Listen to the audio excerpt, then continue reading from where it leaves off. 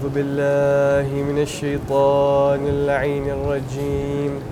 بسم الله الرحمن الرحيم. الحمد لله رب العالمين بارئ الخلائق أجمعين باعث الأنبياء والمرسلين، والصلاة والسلام والتحية والإكرام على سيدنا ونبينا وحبيب قلوبنا وطبيب نفوسنا وشفيع ذنوبنا أبي القاسم محمد. اللهم صل على محمد وآل محمد وعلى أهل بيته الطيبين الطاهرين المعصومين المظلومين الذين أذهب الله عنهم الرجس وطهرهم تطهيرا. اللهم صل على محمد وآل محمد. أما بعد، فقد قال أمير المؤمنين عليه السلام في خطبة له: فاعتبروا بحال ولد إسماعيل وبني إسحاق وبني إسرائيل عليهم السلام، فما أشد اعتدال الأحوال وأقرب اشتباه الأمثال. تأملوا أمرهم في حال تشتتهم وتفرقهم. ليالي كانت الأكاسرة والقياسرة أربابا لهم، يحتازونهم عن ريف الآفاق وبحر العراق وخضرة الدنيا إلى منابت الشيح ومهاف الريح ونكد المعاش، فتركوه معالة مساكين إخوانا دبر ووبر، أذل الأمم دارا وأجدبهم قرارا، لا يأوون إلى جناح دعوة يعتصمون بها، ولا إلى ظل ألفة يعتمدون على عزها. فالأحوال مضطربة والأيدي مختلفة والكثرة متفرقة، في بلاء أزل وأطباق جهل، من بنات موؤودة وأصنام معبودة وأرحام مقطوعة وغارات مشنونة. فانظروا إلى مواقع نعم الله عليهم حين بعث إليهم رسولا فعقد بملته طاعتهم وجمع على دعوته ألفتهم، كيف نشرت النعمة عليهم جناح كرامتها وأسالت لهم جداول نعيمها، والتفت الملة بهم في عوائد بركتها، فأصبحوا في نعمتها غرقين وفي خضرة عيشها فكهين. قد تربعت الأمور بهم في ظل سلطان قاهر، وآوتهم الحال إلى كنف عز غالب، وتعطفت الأمور عليهم في ذرى ملك ثابت، فهم حكام على العالمين وملوك في أطراف الأرضين، يملكون الأمور على من كان يملكها عليهم، ويمضون الأحكام في من كان يمضيها فيهم. لا تغمز لهم قناة ولا تقرع لهم صفات. صلوا على محمد وآل محمد.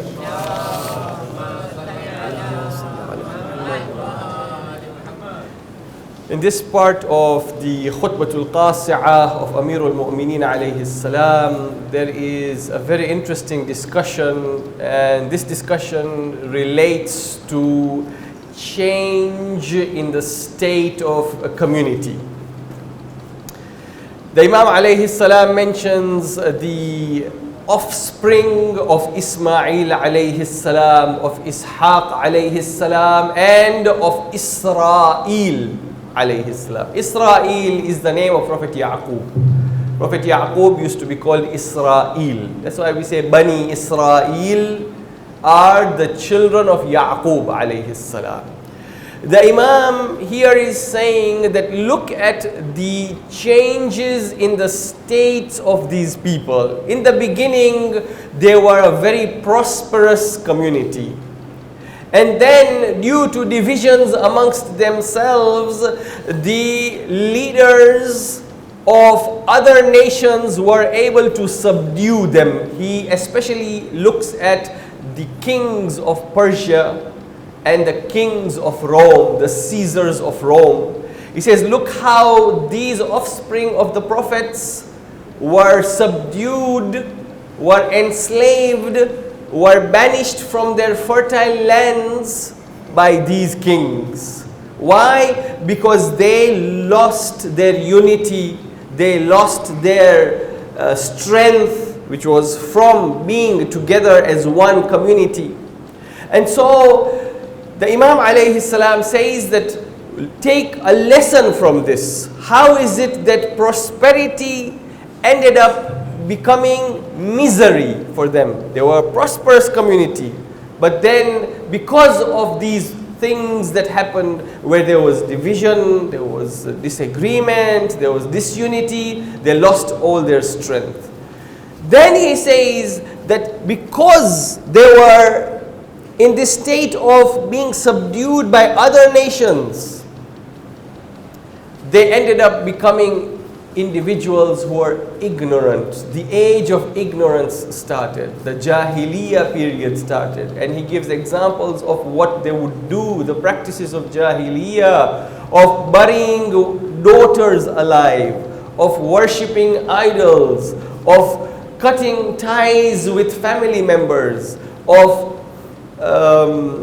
having raids where they would raid each other and they would kill each other for very petty things. So the Imam alayhi salam is then telling us, look at the change in their state. Before they were prosperous, now look at them. They are in the age of ignorance. And then he says, but then what happened? Then Allah Azza wa Jal sent to them His Prophet. And when the Holy Prophet Muhammad sallallahu alayhi wa alihi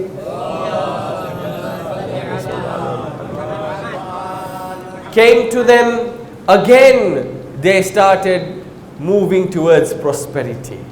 So a prosperous nation, they became one of the lowest in terms of knowledge and in terms of character, but again their state changed, again they became prosperous.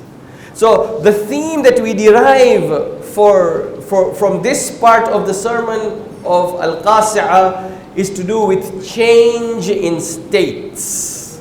We know that change is something that always happens. We are always in a state of change. And in fact, there was a philosopher known as Heraclitus before the age of Christ, 450 BC.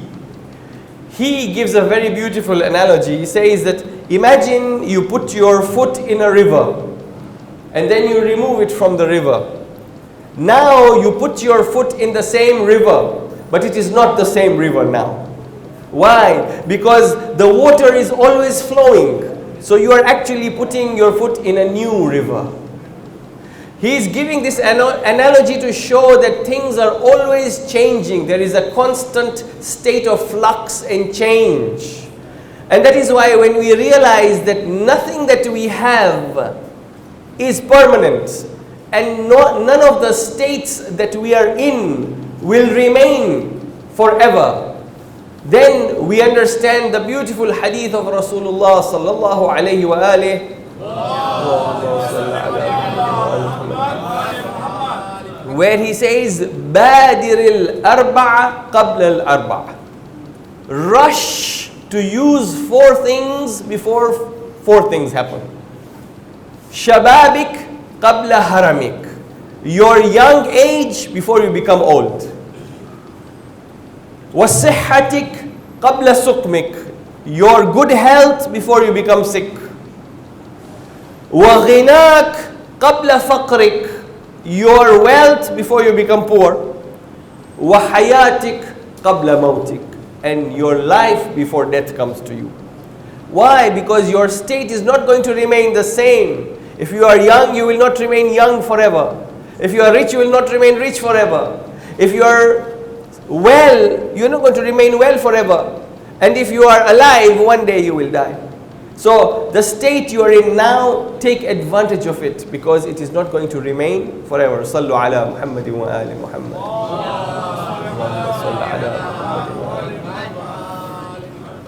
But what we want to talk about when we talk of change here, because change is of two types. We have change that is controllable change, and change that is out of our control. For example, when we talk about change that is out of our control, the example we can give is old age. A person grows old, you can't control it. It's out of your control. Change that is in your control, for example, you decide that from now on I will pray on time, and you make this change, you make a concerted effort, you say, I'll change my habit. I normally delay my salah, but now, from now on, I will pray on time. So change can be controllable or something that is beyond your control. The type of change that the Imam alayhi salam is mentioning in this part of the khutbah is actually change of fortunes. A kind of change that is beyond control. It's not in your control. A very interesting example from history is seen in the life of Khuzaymah bin Bishr. Khuzaymah bin Bishr was a very, very generous man. It is said that he was the Hatim Tai of his time. You know Hatim Tai, very famous individual. In fact, Hatim Tai lived before the time of Rasulullah. And because of his generosity, Rasulullah, when one of the sons of Hatim Tai had been captured in a battle, he showed him respect. Why? Because of his father. It is said that Hatim Tai used to have 40 windows in his house, 40. And whenever a beggar would come, he would come in the first window and Hatim would give him, and the same beggar would come in the second window and he would give him again. And he would come in the third and fourth and fifth until the 40th window, and Hatim would give the same beggar 40 times. Now compare that to us. Sometimes, you know, we tell if there's a whole group of beggars and you have given the person and the same person tries to cheat and come back again, you say, hey, Shapati. Hatim, 40 times he would give from 40 windows. Now Khuzaymah bin Bishr was the Hatim Tai of his time. He was so generous. He would give and give and give. However, due to the changes in fortune, he made a bad investment and he lost all his wealth and he became a very poor man. Now the governor of the place in which he lived was a man known as Ikrimah. He was asking, where is this Khuzaymah bin Bishr gone? I haven't seen him for some time. So he was informed that he made a bad decision, he lost all his wealth, now he's depressed, he's at home, all his friends have left him. Nobody who was with him now continues to help him. No, he helped so many people, but everyone left him when he lost his wealth. So Ikrimah, who was the governor, he felt that it is not right that somebody like Khuzaymah, who was so generous when he had wealth, that he should suffer this state. So he decided that he would go at night to Khuzaymah's house and give him some money. That night, Ikrimah, the governor, he changes his attire, he covers his face, and he takes a pouch of 4,000 dirhams to the house of Khuzaymah. He knocks on the door. Khuzaymah opens the door and he says, this is a gift for you. Khuzaymah says, who are you? I need to know who you are first before I can accept this gift. Ikrimah says, no, I'll not tell you my name. It is sufficient for you to know, Ana Jabiru Atharatil Kiram. I am the one who fixes the mistakes of the honorable ones. You made a mistake, you invested badly, you lost your wealth. I am here to mend that mistake. He didn't give him his name. Now we are told that at that time Khuzaimah was so poor, he didn't even have money for a candle. So he takes the pouch, he doesn't know what is in it. And he has to wait until the morning to open and see what is in the pouch. In the meantime, Ikrimah goes back home. Now it is very late at night because he purposely went late so nobody could see who he was. Nobody could notice. When he goes back home, his wife is waiting for him angrily. Where were you? And so Ikrimah tells his wife the whole story. Look, I'll tell you, but don't tell anyone else. This poor Khuzaimah, he is such a good man, such a generous man. He lost all his wealth. I decided to help him out. I went to him, but I didn't give him my name. When he asked me for my name, I told him, Ana Jabiru Atharatil Kiram. That's all I told him. But now, promise me that you will not tell anyone. So his wife said, fine, I won't tell anyone. The morning comes, Khuzaimah opens the pouch, lo and behold, 4,000 dirhams. MashaAllah, he's so happy. He goes and he starts his business afresh. And slowly and gradually he starts getting back all the wealth that he had lost. And as he's conducting his business takes him to the capital city. And because Khuzaimah was well known, when he goes to the capital city, the Khalifa of the time invites him to his palace. And he goes to his palace and he says, Khuzaimah, where have you been? All this time I haven't seen you. Then he tells him the whole story. You know, I invested my money badly. I lost all my wealth. The Khalifa says, you could have come to us. We would have given you money. He said, I didn't even have enough money to travel to you, to travel to the capital city. And then the Khalifa asks him, now, how did you regain your wealth?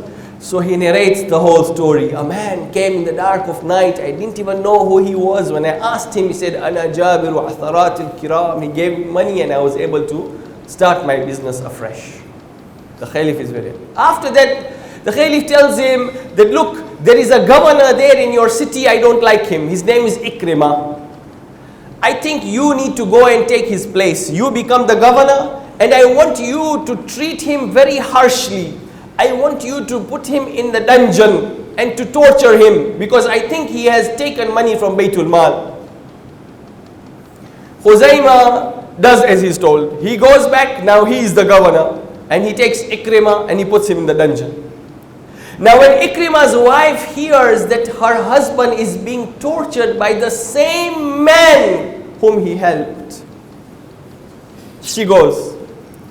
She says to Khuzaimah, is this how you treat Jabiru Atharat al-Kiram? Is this how you treat the one who mended your mistakes? At that moment, he realizes, this is the same person who came to help me in the dark of night. And he goes and he takes him out of the cell and he takes him to the Khalifa. And he tells the Khalifa, he is the one who helped me. And he relates the whole story, and the Khalifa gives him a governorship somewhere else. And at the end of the day, everyone is happy. Now this story, which is from history, shows us about the change in fortunes. Look at this man, Khuzaimah. What happened? Very rich man, suddenly becomes a pauper, can't even afford a candle. Again, something comes into the heart of one of the believers, again he becomes a very rich man. And so, in life there are always changes in fortunes. There are always changes in your state. Even if you look at the life of Salman al-Farsi, the very famous companion, he used to be a Zoroastrian, fire worshipper. And then he became a Christian. And then he was enslaved. For many years he was a slave. And then he became a Muslim. At an old age he believed in Rasulullah and he became one of the closest companions of Rasulullah. What a change in the fate. What a change in fortunes. This is how it is. Life is such that nothing remains static. There is change all the time. Now, we want to look at why change happens. Why does change happen? Number one, before we understand why change happens, we need to realize that sometimes something which is good for me might be bad for someone else. So what happens is, I may face a hardship that may cause someone else ease. This is explained beautifully by our fifth Imam, Imam Muhammad al-Baqir alayhi salam.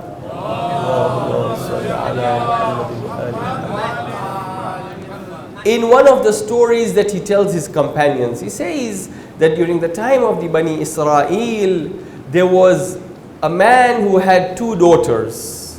One daughter was married to a farmer, and one daughter was married to a potter who used to make pots.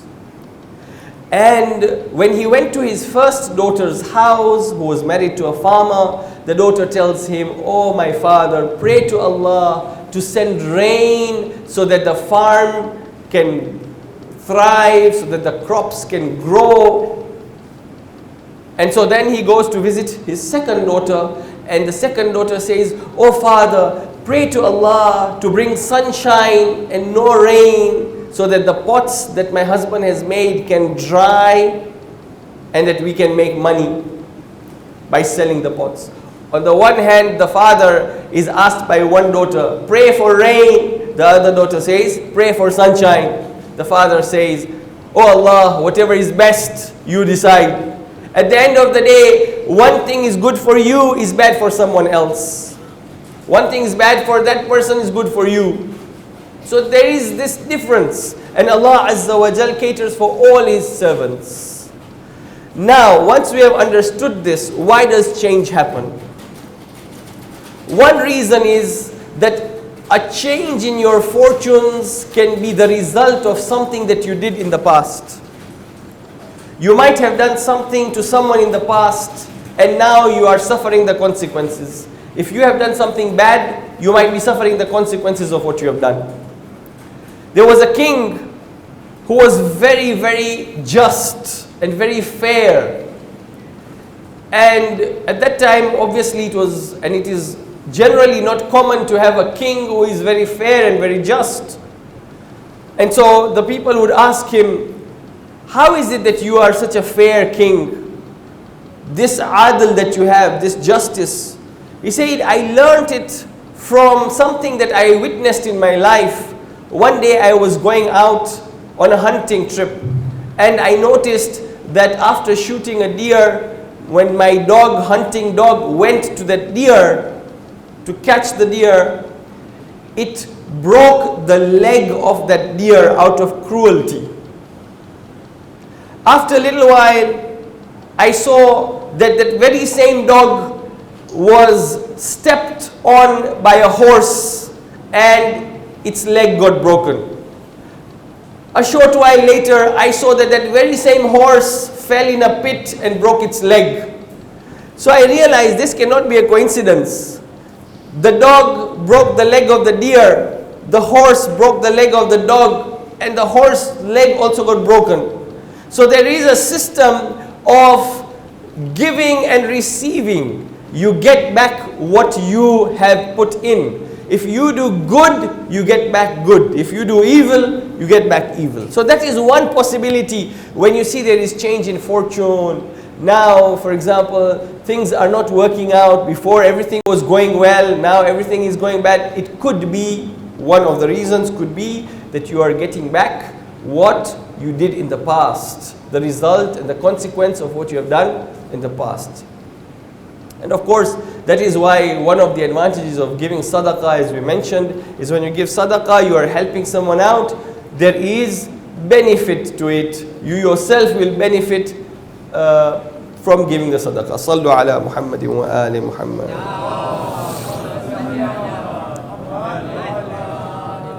So that is number one, something that you did in the past. Number two, it could be a test from Allah Azza wa Jal. A change in fortunes, it is a test. And of course, for believers, tests are part and parcel of life. And the higher you are in terms of your belief, the harder the tests get. That is why the Prophet said, نحن معاشر الأنبياء أشد الناس بلاءً. We the prophets, we face the hardest tests from Allah Azza wa Jalla. Why? Because they are the topmost people. So as you are a believer, if your iman grows, then expect that the tests from Allah will grow. And one way that Allah tests you is by changing your fortunes. One day you are doing well in your business, the next day you are not doing well. And so this is a change in fortunes that happens. So the second possible reason for this change is a test. The third is that it is a natural change that happens. Can't do anything about it. وَمَنْ نُعَمِّرْهُ نُنَكِّسْهُ فِي الْخَلْقِ أَفَلَا يَعْقِلُونَ. Those whom we give longer lives, as they grow older, when they reach a certain age, now it starts working in reverse. نُنَكِّسْهُ فِي الْخَلْقِ. You know, there was an old man who once came to give a talk in a gathering, and he said that I want to tell you about old age. He's telling the people, I want to tell you about old age. When you grow old, three things happen. Number one, you lose your memory. And 2 and 3, I can't remember. Sallu ala Muhammadin wa ali Muhammad.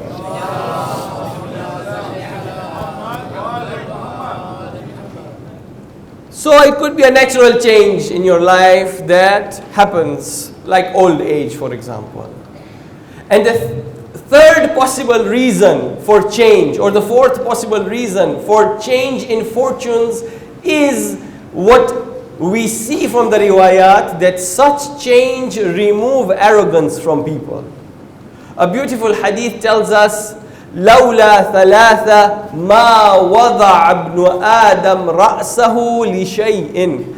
Had it not been for three things, the human being would not lower his head for anything. Number one, al-faqr, poverty. Number two, al-marad, sickness. And number three, al-maut. Were it not for these three things, human beings would not lower their heads for anything. So, because of the change in circumstances, because of poverty, because of sickness, because of death, human beings are now humble. It removes arrogance from their hearts. So these are the reasons why change happens. Now, once change happens, how do you react to change? You react to change in different ways, but there are certain things you need to keep in mind. Number one, never complain. A beautiful tradition says, لا خير في عبد شكا من محنة تقدمها آلاف النعمة وأتبعها آلاف الراحة. There is no good in a servant who complains about one hardship that has been preceded by so many blessings, thousands of blessings. Allah Azza wa Jal has given you thousands of blessings, and now one hardship comes and you start complaining? No, obviously not. That is the wrong way to react to this change in fortunes. The second thing that you need to know about when it comes to reacting to change in fortunes is that Allah has blessed us with the ability to adapt. So adapt. If you are now facing a different kind of life than what you had in the past, you need to adapt.